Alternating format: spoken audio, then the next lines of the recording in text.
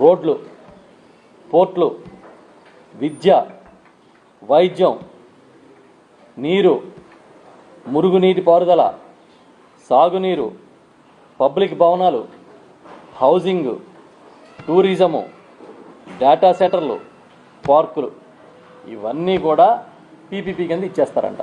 అయ్యా చంద్రబాబు గారు, పీపీపీకి ఇవ్వనది ఇంకేం మిగిల్చుదామని, ఏం మిగిల్చారో అని అడుగుతున్నాం మేము. ఇంకా పీపీపీకి ఇవ్వకుండా మీరు మిగిలినవేంటి? ఇక్కడ ఏ రంగం మిగిలింది? ఒక వ్యవసాయ రంగం మిగిలింది. అది గిట్టుబాటు కాదు కాబట్టి రైతులకి వ్యతిరేకత రైతుల నుంచి వస్తుందేమో అనే ఉద్దేశంతో మీరు ఇప్పుడు ఆ ఒక్క రంగాన్ని వదిలేసినట్టు కనపడుతున్నారు. ఇంకా మీకు చేత కాకపోతే, లేకపోతే మీకు కావాల్సిన వాళ్ళు ఉంటే మీ ప్రభుత్వాన్ని కూడా పీపీపీలో నడపండి. ఇంకా మీరు మిగిల్చింది అదొక్కటే, ప్రభుత్వాన్ని పీపీపీలో నడపడమే. వచ్చిన వెంటనే జగన్మోహన్ రెడ్డి గారు కట్టిన మెడికల్ కాలేజీలన్నీ కూడా పీపీపీ కింద ఇచ్చేద్దామని బేరం పెట్టారు. 17 మెడికల్ కాలేజీలు జగన్ గారు కడితే పేదల వైద్యం కోసం, వాళ్ళ వైద్య సీట్ల కోసం కడితే మీరేం చేశారు? మీకు కావాల్సిన వాళ్ళని కట్టబెట్టడానికి టెండర్లు పిలిచారు. దాని మీద జగన్మోహన్ రెడ్డి గారు పెద్ద ఎత్తున ఉద్యమాన్ని నిర్మాణం చేస్తే దానికి భయపడి ఆ పెట్టుబడిదారులు వెనక్కి తగ్గారు. లేకపోతే ఈ పార్టీకి కృష్ణార్పణం అన్నట్టుగా ప్రైవేట్ అర్పణం చేసేసి ఉండేవారు.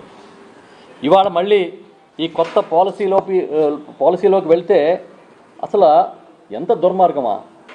ఇప్పటికే ఆర్టీసీ స్థలాలు ప్రైవేట్ పరం చేస్తున్నారు. రవాణా వ్యవస్థ అని చెప్పి రోడ్లు ప్రైవేటైజ్ చేస్తాము, టోల్ గెట్టుకునే కార్యక్రమం ఇస్తామని చెప్తున్నారు. ప్రభుత్వ మార్కెట్లు ఇస్తారంట, ప్రభుత్వ భవనాలు ఇస్తారంట, బస్సు టెర్మినల్స్ ఇస్తారంట, గ్రామీణ తాగునీరుని, టెలికాంని, డేటా సెంటర్లు, నీరు, పారిశుధ్యం, పబ్లిక్ గార్డెన్స్, పార్కులు ఇవన్నీ కూడా ప్రైవేట్కి ఇచ్చేస్తే మరి ప్రభుత్వం ఏం చేస్తుంది, ఏం చేయడానికి ఉంది అని అడుగుతున్నాం మేము. ఇప్పటికే స్కూల్లో, కాలేజీల్లో ఫీజులు కట్టలేని పరిస్థితి, పేదలకు విద్య దూరం అయింది. మీ నిర్వాహకం వల్ల ఆరోగ్యశ్రీని చాపజుట్టించే కార్యక్రమం చేసి ఆరోగ్యశ్రీలో వైద్య సేవలు అందని పరిస్థితిని క్రియేట్ చేశారు. ఇంకా ఏం చేద్దాం అనుకుంటున్నారు ఈ రాష్ట్రాన్ని? పైగా ఇవాళ ఈనాడులో ఒక వార్త రాశారు. ఏంటంట? ప్రైవేటుకి ప్రోత్సాహం, ప్రజలకు ప్రయోజనం అంట.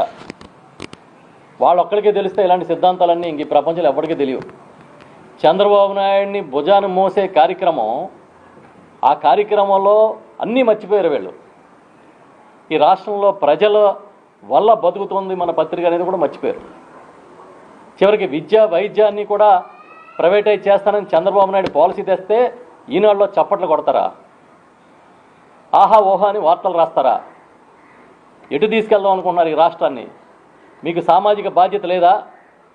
మీదే మీ రామోజీ ఫిలిం సిటీ అయితే ఒప్పుకుంటారా? ఏంటిది? ఎక్కడ తీసుకెళ్దాం అనుకుంటున్నారని అడుగుతున్నాం మీ వార్తల ద్వారా, మీ రాతల ద్వారా. చాలా దుర్మార్గంగా ఇవాళ పీపీపీ మోడల్ తీసుకొస్తే దాన్ని ప్రైవేటు సంస్థలకి మేలు చేసే ఈ పాలసీని చాలా గొప్ప పాలసీగా అభివర్ణించడం అనేది సిగ్గుచేటు. అది ఎవరు చేసినా తప్పే అని మేము చెప్తున్నాం.